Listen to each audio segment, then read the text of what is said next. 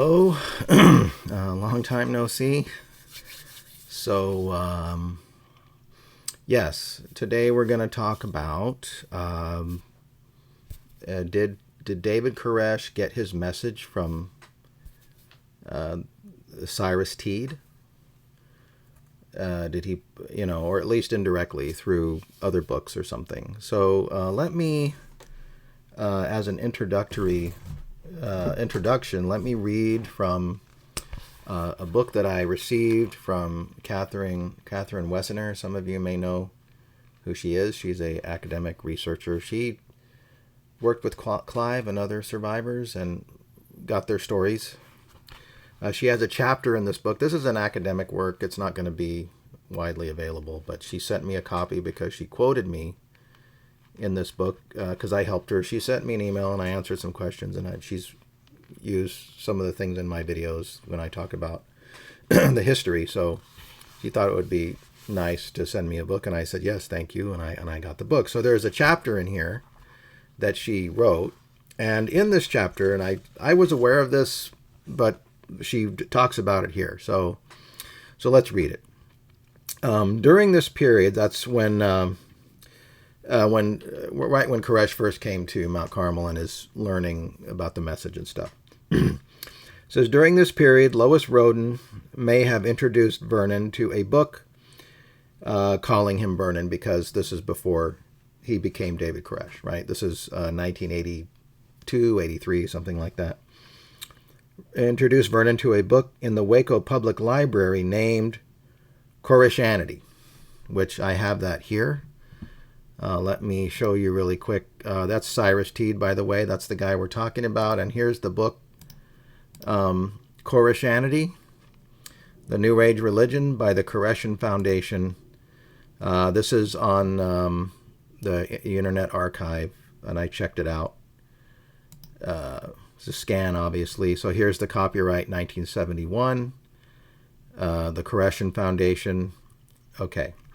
Miami, Florida. Right? So pretty old book. Now, Teed himself died in 1908. Okay, so by the time this book was written, he'd been gone quite a while. And in fact, it's interesting, he died before Ellen G. White even.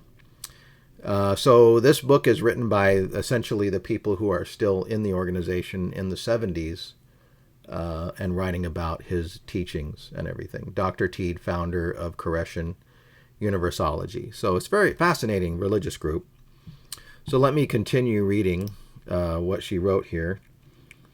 So as she says, Lois Roden may have introduced Vernon to a book in the Waco Public Library named Koreshanity about the biblical interpretations of Cyrus R. Teed, 1939 and 1908, who in the 1890s founded a community in Estero, Florida called Koreshan Unity. In 1892, Teed changed his name to Koresh, which is Hebrew for Cyrus. Cyrus the Great, 530 BC, was the ruler of the Persian Empire, who in 539 BC conquered the Babylonian Empire and decreed that the Jews who were being held in exile in Babylon could return to Jerusalem and rebuild the temple, which had been destroyed by the Babylonian army in 586 BC. King Cyrus provided the funds for the rebuilding of the temple. In Isaiah 45:1, Cyrus is called the Lord's Anointed, which is Messiah in Hebrew, Christos in Greek. Koreshanity discusses Teed as being the end-time David, the final Koresh, and the Lamb who opens the seven seals. This is Arnold's 2023. The book argues that Koresh is the rider of the white horse, the one possessing the spirit of prophecy. Phillip Arnold, and that was one of the gentlemen who was involved with James Tabor in trying to resolve come to a peaceful resolution back in 93 when they were negotiating FBI with the Branch Davidians. I think probably a lot of you know about that. So Philip J. Arnold wrote a paper Let me show you that. Did David Koresh plagiarize Cyrus T? The guy's first name was Cyrus, by the way. That's pretty sure, as far as I know, that's the name he was born with. And then there's the abstract here. During the standoff between federal agents and the Branch Davidians in '93 at the Branch Davidians property outside Waco, Texas, named Mount Carmel Center, David Koresh proclaimed that he was the end-time Christ who would reveal the meaning of the 7 seals of the book of Revelation. 100 years later, there was another Koresh, 100 years earlier, there was another Koresh, Cyrus T, who also claimed to reveal the 7 seals from his Koreshan Unity Center in Estero, Florida. David Koresh echoed many of Teed's, that is, the earlier self-proclaimed Koresh's teachings. What kind of connection, if any, existed between these two aspiring end-time messiahs, using primary sources such as Teed's magazine, The Flaming Sword, and transcriptions of the FBI audio tapes of negotiations with David Koresh and other Branch Davidians recorded during the 51-day siege. One primary source he didn't use is me.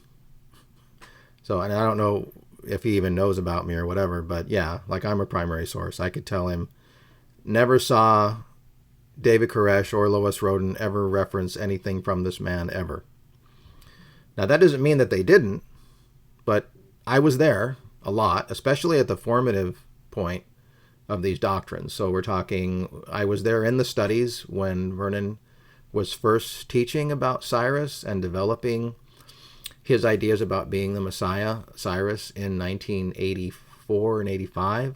I'd actually could describe to you the evolution of the doctrine through studies and show you scriptures and show this is when he started teaching this.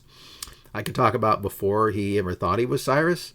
I don't know if I ever mentioned this, but there was a time when it wasn't, he didn't think that he was going to be Cyrus, that is Vernon. He thought instead that there was going to be some big shot that was going to join the group, like a rich guy with resources, because Cyrus was rich, right? He was a king, he had money. So we were thinking, yeah, Cyrus is going to be some influential, powerful person that's going to join the group and help us out. That was a thing that was circulating in late 84. I'm, probably, nobody knows that. I know that because I was there and I heard him say that. We talked about it. In fact, Clive Doyle was giving the studies. We were reading through the book of Isaiah. We had been told to read Isaiah in preparation for some message that would come back from Israel, because Vernon went to Israel in early 1985 to visit Jerusalem and Israel. And then when he came back from the east. And so consequently. So anyway, let's see. He says the answers emerge when he studied all this. Since these answers can indicate a link between the earlier Koresh and David Koresh, they also raise the issue of how this information about the earlier Koresh and his theology could have been used by FBI agents to persuade the Branch Davidians to come out of Mount Carmel Center. That would not have worked. The other method that James Tabor and Phillip Arnold were using very possibly could have worked, that story. But this here, FBI agents going and showing Koresh a book, this, and saying there was this other guy, Koresh, back in the early 1900s or late 1890s. Koresh would have, first of all, this thing here, the New Age religion, that's a big red flag in the Branch Davidian movement. We would have known right away. Yeah, that's Satanism. That's That's a false prophet right there. The New Age religion. That's just that's a trigger word. New Age. No. we knew what New Ageism was. At least we had an idea of what it was, even if that's not specifically what this was. Just saying the New Age religion. In looking at that in modern times, I'm saying like starting in the 70s or something, when the book became available, we would have said, yeah, that's horrible. We don't want anything to do with that. I seriously doubt that Lois Roden would have been interested in a book like this, because anyway, let's get into it.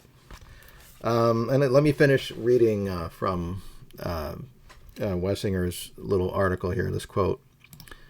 So let's see. J. Phillip Arnold argues that Vernon Howell did not plagiarize Teed, but may have been inspired by the Koreshanity book, either indirectly through teachings received from Lois Roden. Absolutely not. Absolutely not. That's no way. No way. I have hundreds of Lois Roden tapes. I was in Lois Roden meetings before Koresh ever showed up. Lois Roden never talked about this ever. No one ever talked about this. This is absolutely false. So there's no, and I'm not saying he's stating it as an absolute fact. I'm saying he's obviously suggesting it as a possibility, and I can say extremely unlikely. First of all, think about history in terms of probabilities. Instead of thinking it as absolutely yes or absolutely no, I can tell you highly improbable that Lois Roden knew about this book or ever taught it. And again, she was always going off and citing all kinds of things, okay? She was always going off and going into other works. She had a magazine called Shekinah, and I even read it a few times when I was a teenager, and you saw that she would look at different works in there. And yeah, it's not that she wouldn't go look at other things written by other people, but it was mostly oriented around the idea of the Holy Spirit. That's what she was into. And this idea that she was would be interested in Koreshanity. Cyrus wasn't a thing for her. She didn't emphasize Cyrus, okay? So she never really talked about it very much. That wasn't where she was. So again, this is highly unlikely. And then it says Koresh would have, or directly, that is, Vernon Howell may have been inspired by directly reading the Koreshanity book if he knew of Teed's Bible interpretation. So I can tell you one thing. Vernon didn't go to libraries and check out books and read them, ever. Okay? Now, I can tell you one person who would go to a library sometimes and check out a book and read it, and that would have been Clive Doyle. And I was there when he was going down to the library in McLennan County and checking out a book. He did check out a biography on Cyrus and read it, the king, and he would show us what he was reading during this time when we had access to the, because you could walk down there from where we were on Herring. You could walk to the library. It was a long walk, but it was possible. But never did Clive Doyle ever bring a book back that was Koreshanity or anything like that. He never talked about it, never said anything about it. So Koresh himself didn't go to the library, okay? Yeah, this wasn't a thing that he did. The only things Koresh needed is what he had. He had a King James Bible, and he had the Strong's Concordance. So we're reading through Isaiah, and the prophecy's right there in Isaiah. We have the Strong's Concordance. We can look up the word. We can see that the transliteration, if you go straight from Hebrew to English, is Koresh.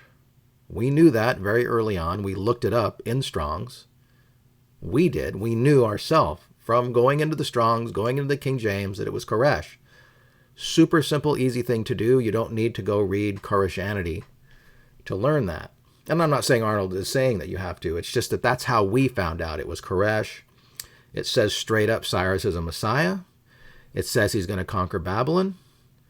Koresh starts going on and noticing that these prophecies weren't 100% fulfilled. It's just things fall in line one after the other. I was there. I saw the whole thing.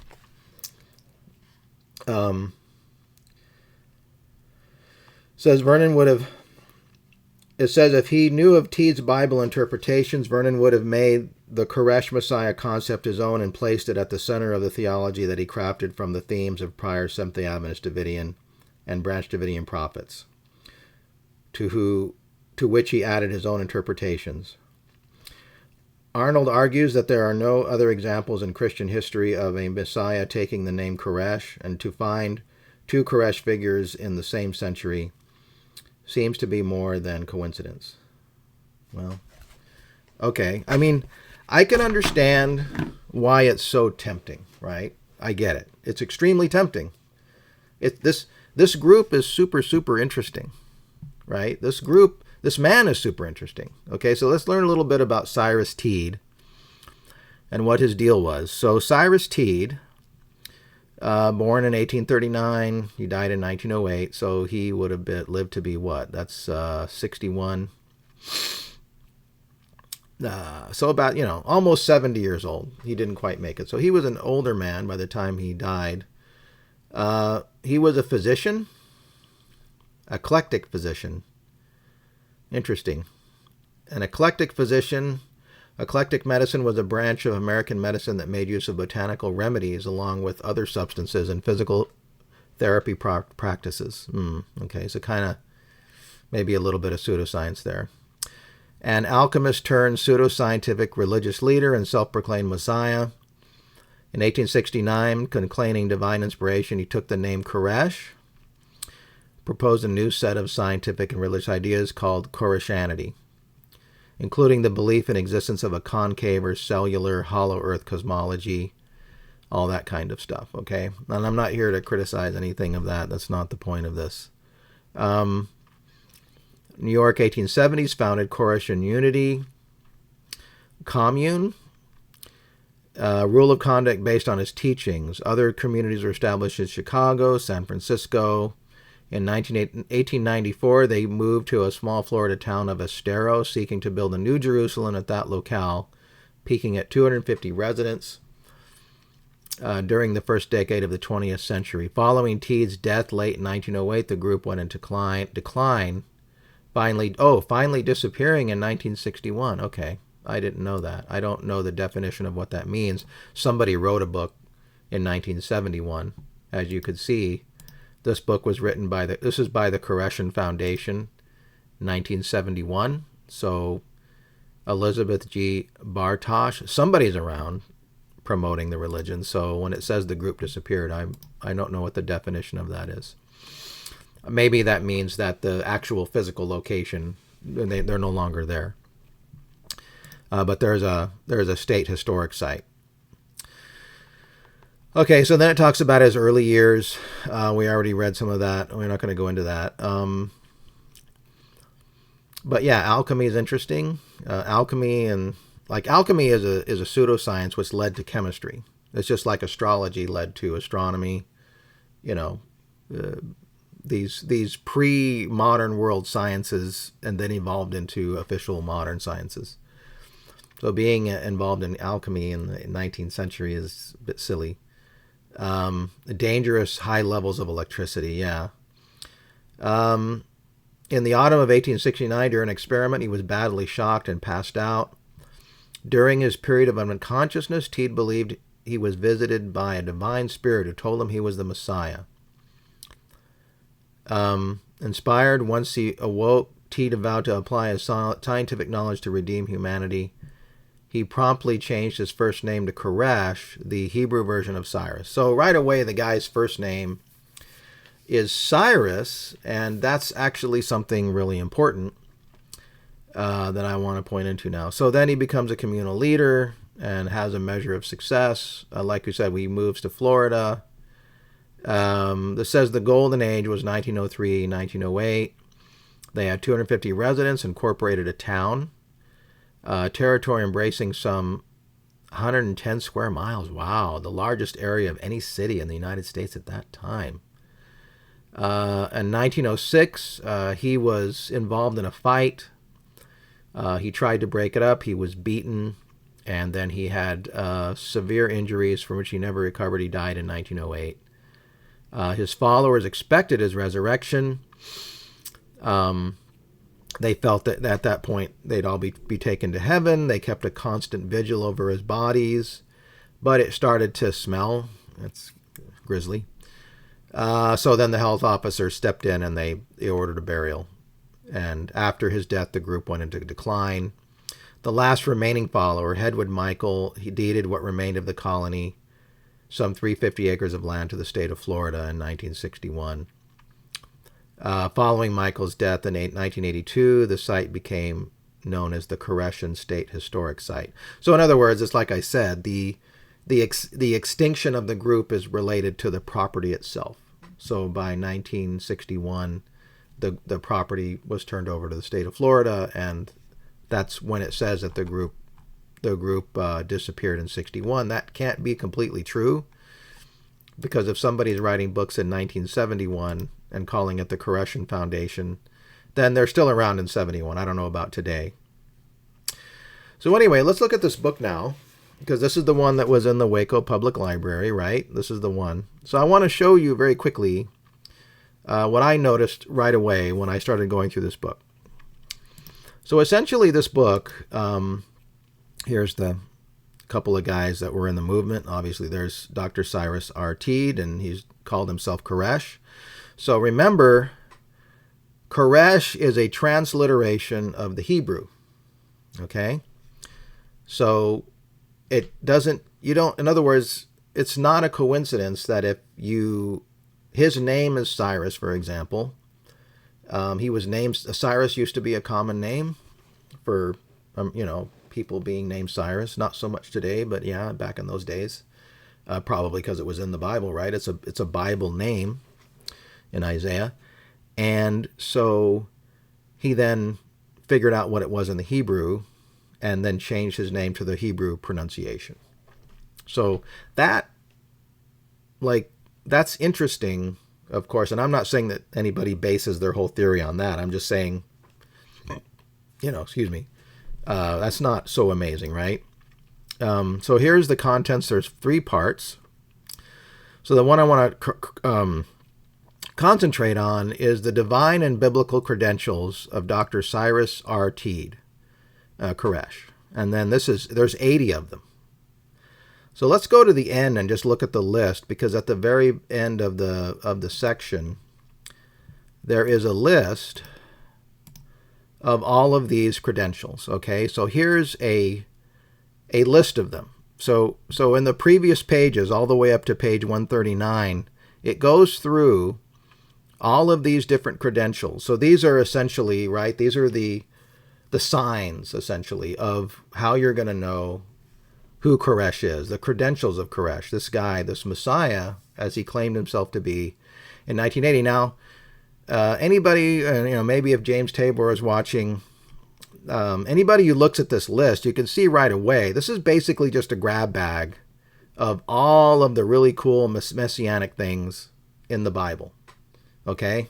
He covers just about everything, just about any kind of really cool revelation thing, or in the Isaiah, there's a lot of Isaiah here. You can see the scripture quotes. So yeah, in here, of course, if you go through the Bible and you start grabbing every single little super amazing prophecy and make a list of 80 credentials, right? And then you put it all together and into this exposition of, hey, this is me, I'm Koresh, and you start, because David Koresh did the same kind of thing. I have a business card of his. I don't have it with me, I'm sorry. It's in the Talty book, and at the back there was scripture quotes. And also some of the people in the group put together a list of scriptures that showed who David Koresh was, and it's a very similar type of list. You're going through the Bible and putting together all your reference scriptures to show, hey, this is me, and this is this and that and the other.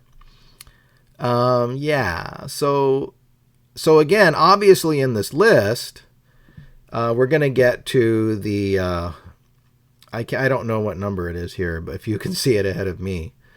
But obviously it talks about Koresh, divinely given new name, the new name of Christ, sure. Formed in the womb, Vernon made a big deal about that.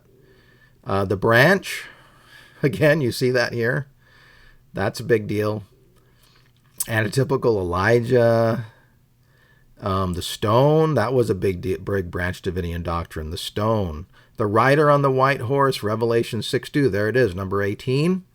Revelation 19, it's not difficult to find in Revelation, the rider on the white horse in Revelation 19. However, I want to point out that Koresh's distinctive doctrine of linking Psalm 45 to Revelation 6 is not in this book, because I looked for it. And not only that, this guy who wrote this book says the bow that the rider is carrying in Revelation 6 is not the same kind of bow as what is what Koresh says. Koresh says the bow is the same thing as the guy in Psalm 45. The arrows are the children, and so therefore he has to have a lot of children and all that. There's nothing like that in here. So there's a lot of dissimilarity too, is my point. So to me, these are surface similarities. These are similarities that are going to happen if you have anthropologically. So let's talk about sociologically, anthropologically, given the sources. You can build a model. If you've got a messianic guy with a messianic framework and he's going into the Bible and he's collecting a bunch of scriptures together to build a doctrine, which is right here, and then someone else does it 100 years later and goes through the Bible, and you're going to end up with a lot of similarities and a lot of differences, which is exactly what I see here. So what I'm seeing here is no indication of any kind of that Vernon Howell went down to a library or somebody showed him a book, Koreshanity, in the 80s, mid-80s, and then he built his message off of that. That is extremely unlikely based on just my examination of this myself and then my own personal experience having been in the group, never heard anything about this ever, saw the evolution of the doctrine happening in real time, could describe it in detail, which I'm not going to. I want to keep this short. So yeah, I mean, you can go find this book for yourself. You just search Koreshanity. I'll put this link in my description for this book so that you can look at it yourself. It's very interesting. Let's see. Let's look at one thing. Divinely given new name, number 5. Let's see if we can find that really quick. So yeah, he has these sections. This is a very well organized book, by the way. It's fairly well written. So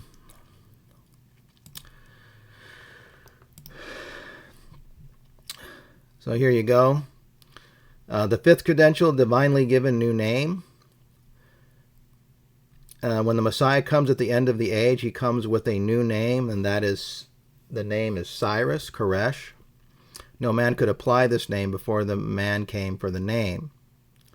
So yeah, he's emphasizing that, and the guy's name was Cyrus, right?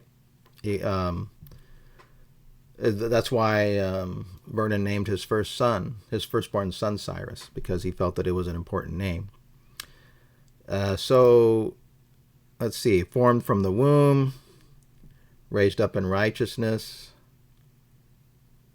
Behold, I will bring forth my servant the branch down here. That's in Zechariah. That's a huge Branch Davidian thing. But it's right there in Zechariah. These are very famous messianic passages known for centuries. The stone with 7 eyes, right here, Zechariah 3:9. Again, really, really mysterious messianic passages, very well known.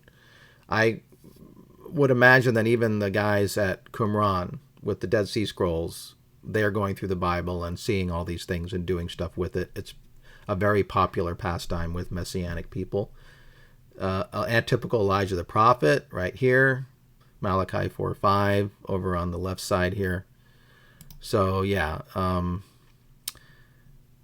let's see, messenger of the covenant. That's in Malachi. So again, it's just really almost a complete list of all of these very well known, popular messianic passages. And so you have to kind of steelman your theory, right? Like you have to look at it in 2 different ways. There's some similarities, there's differences, as I said, and kind of just put it together. Does that mean that Koresh got his message from this guy? It's not necessary because I have an alternate explanation, which makes perfect sense. All of these themes, first of all, that he's talking about, rider on the white horse, for example, here, the 18th credential, most of these themes and ideas are already in Branch Davidian literature going back to the 60s, before this book was even written. Okay, so it's going back into the Davidian writings of the 30s and 40s and 50s, and then the Branch Davidian writings of the 60s. Most of these themes are in that body of literature, which predates this book. And of course, this book being not available at the library in Waco until at least, the 70s, the early 70s, then obviously, again, we're developing these ideas independently of this group. And the reason why we are is because this is a separate lineage. We're on a separate branch. This guy is obviously a smaller group that came out of the very fruitful religious period in 19th century where there's all kinds of new religious groups forming. And this is one of the smaller, less successful groups. Yeah. So I'll just continue through here. The ensign, again, look at this. Isaiah 11:10, super huge Bible branch Davidian prophecy right here. Vernon actually de-emphasized. David Koresh went on to de-emphasize the branch, though. That's why he didn't want to be called Branch Davidian. I don't know if you knew that. There's a clip which I don't have access to, but David Thibodeau is speaking about how he's objecting to being called a Branch Davidian because he doesn't know anything about it, and it's because the group didn't think of themselves as branches anymore. And that's really important to understand how David Koresh was actually severing himself from that identification. It was all about Koresh and Cyrus and Seven Seals and all of that. So joining the two sticks together right here, the 22nd credential, high priest of the Levitical order. This is Zechariah. Again, Zechariah is super messianic, fruitful ground for extracting messianic stuff. Birthright, King of Kings, Lord of Lords. This guy was very ambitious. I would say that's Jesus, right? But he's saying that's him. Again, saying it's the Messiah, the Lord Cyrus. I will say his linking Cyrus with,